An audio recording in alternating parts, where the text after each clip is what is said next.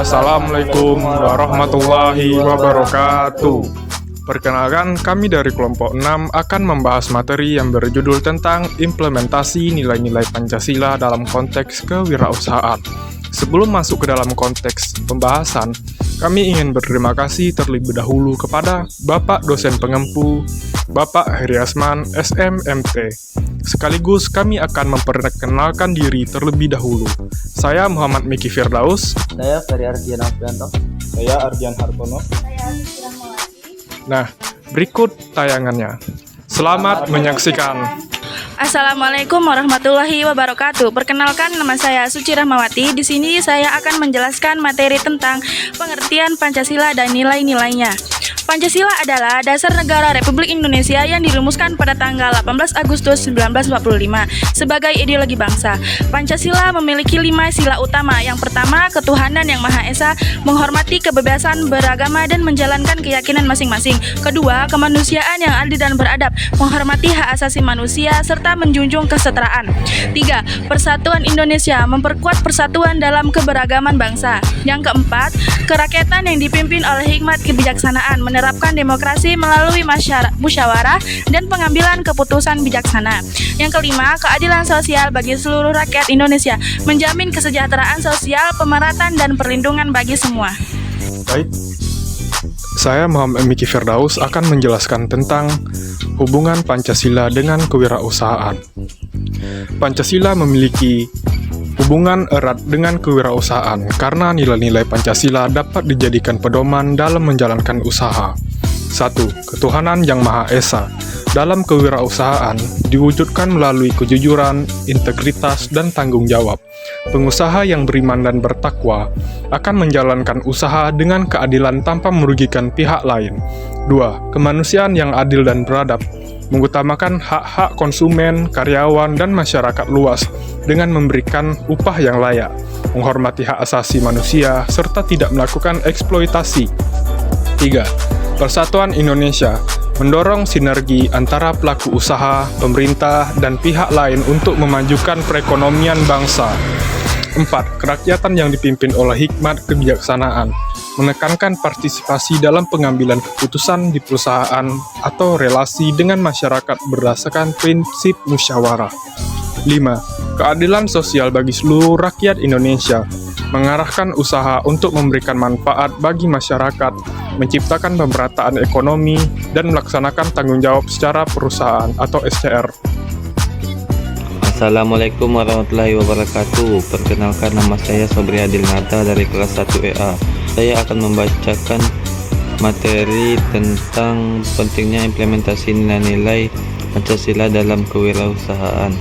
1. Usaha yang beretika, mendorong pengusaha untuk mengedepankan etika bisnis yang menghindari praktik yang merugikan.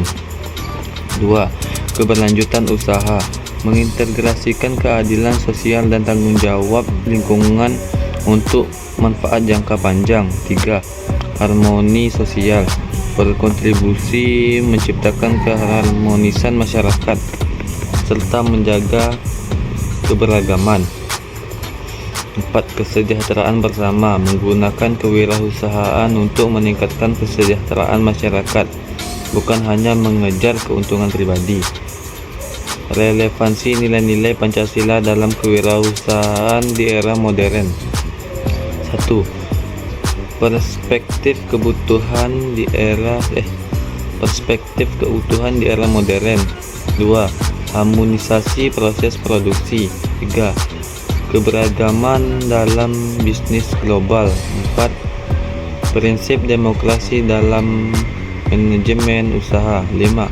Keberlanjutan keadilan sosial. Dan itulah dari saya, sekian, terima kasih. Assalamualaikum warahmatullahi wabarakatuh. Perkenalkan, nama saya Ferry Ardian Alfianto yang akan menjelaskan tentang materi kendala dalam implementasi nilai-nilai Pancasila. Yang pertama, kurangnya pemahaman tentang Pancasila. Yang kedua, tekanan ekonomi. Yang ketiga, kurangnya regulasi yang mendukung. Yang keempat, pengaruh globalisasi. Strategi meningkatkan implementasi nilai-nilai Pancasila, pendidikan dan pelatihan. Mengadakan pelatihan kewirausahaan yang berbasis nilai-nilai Pancasila dan memasukkan materi terkait dalam kurikulum pendidikan.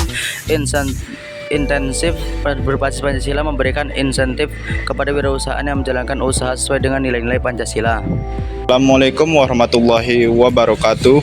Perkenalkan, saya Ardian Hartono.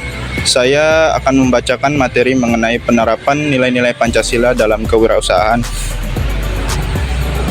Penerapan nilai-nilai Pancasila dalam kewirausahaan adalah langkah penting untuk menciptakan usaha yang tidak hanya berorientasi pada keuntungan, tetapi juga keberlanjutan sosial dan moral. Dampak positif penerapan nilai-nilai Pancasila: kepercayaan konsumen, meningkatkan citra usaha di mata konsumen melalui integritas dan tanggung jawab sosial. Kesejahteraan karyawan, menciptakan hubungan harmonis antara pengusaha dan pekerja sehingga meningkatkan produktivitas. Selanjutnya ada kontribusi pembangunan nasional, mendukung pertumbuhan ekonomi yang inklusif dan berkelanjutan. Assalamualaikum warahmatullahi wabarakatuh. Kami akan melakukan wawancara terhadap salah satu pengusaha yang ada di Pematang Reba. Baik, kami dengan Bapak siapa? Tukiran. Baik, Pak, minta waktunya sebentar.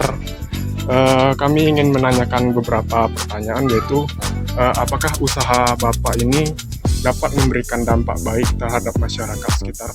Ya, jelas dampak baik ya, karena tahu sama tempe kan untuk masyarakat, konsumsi masyarakat kan bisa lah dibilang 5 sehat kan.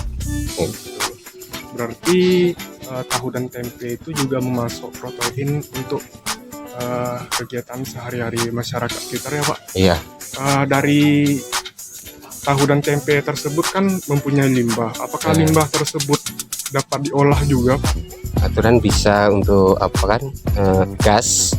Kemarin lah dibikin tapi gagal tuh karena kena banjir, naik dia tabung tuh, jadi gagal, tak jadi.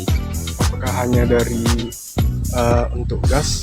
Kalau untuk pakan sapi atau pakan ternak yang lain seperti kambing, ayam Bisa ampas tuh. Berarti itu bisa dijadikan lahan sebagai untuk pendapatan juga nggak sih Pak? Bisa, seperti itu untuk lembu tuh kan bisa tuh. Oke. Baiklah Pak, terima kasih atas waktunya. Nah, ya.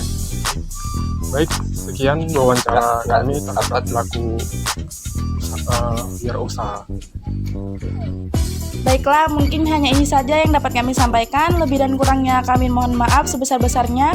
Wassalamualaikum warahmatullahi wabarakatuh.